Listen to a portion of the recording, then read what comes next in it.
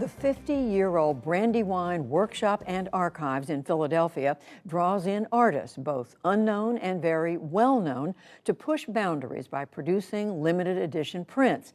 It's also an opportunity to get their work into major museum collections, like the Harvard Art Museums. That's where special correspondent Jared Bowen of GBH Boston recently took a look. It's part of our Arts and Culture series, Canvas. Each of these prints have been a tool for engagement, to interrogate history, to reach for the future, and sometimes just to dazzle. The need for them came in the 1970s, when art world eyes were elsewhere. And there was not a lot of institutional support for people of color back in 1971. So in 1972, Alan Edmonds founded the Brandywine Workshop and Archives, an art collective originally based in a Philadelphia garage. What was the intention there? We decided that there needed to be an institution that could provide that bridge between your aspiration as a young person thinking about a career in art and it actually creating a path for them. So it was about providing role models. And a place where artists could come, as they do today, for a 2-week workshop to try their hand at printmaking. 50 years and some 500 prints later, Brandywine artworks are ensconced in an ever-expanding number of major museum collections, including here at the Harvard Art Museums. What does that do? What does that represent? Be honest with you, we never envisioned that we would be at Harvard Art Museum with an exhibition. We never envisioned that. But what we did envision, that if we kept to inclusion as a part of the issue of quality, that at some point it would manifest itself into wider recognition outside of Philadelphia. Harvard acquired this collection in 2018. It's a mix of famous names like Faith Ringgold and Sam Gilliam, but also of artists dressing down history or conversing with cosmology. They are sculptors or painters or weavers, challenged to stretch their skills by making prints. Elizabeth Rudy is the show's co-curator. You see artists doing totally new things in their careers and in their approach to art, which is exciting.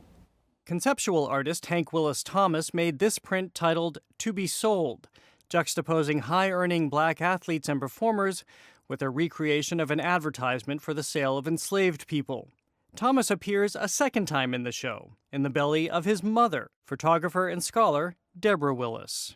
She wanted to use some old film of herself pregnant when she was at Yale.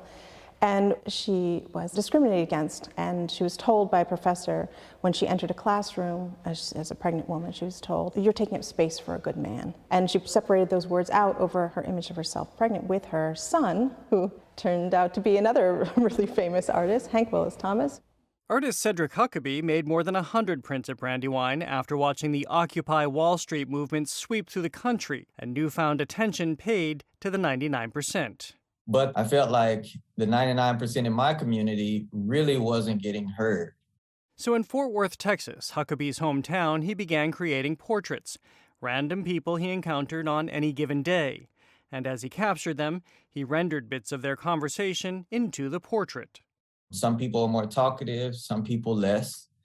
And my eye is always just open to trying to get a sense of the person. You said at the outset you wanted to explore who the 99% were, and maybe it was a rhetorical question, but did you come away with a more fundamental understanding, an answer to that question?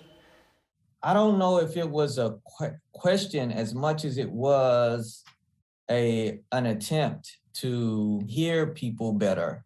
And a lot of times when you're painting from life, you're sort of metaphorically listening to the person. But in this case, not only was I looking and responding, but I also literally was listening to them. And I think it ultimately made me more sensitive to the role of listening as a part of my art form. Especially knowing the prints would be distributed widely.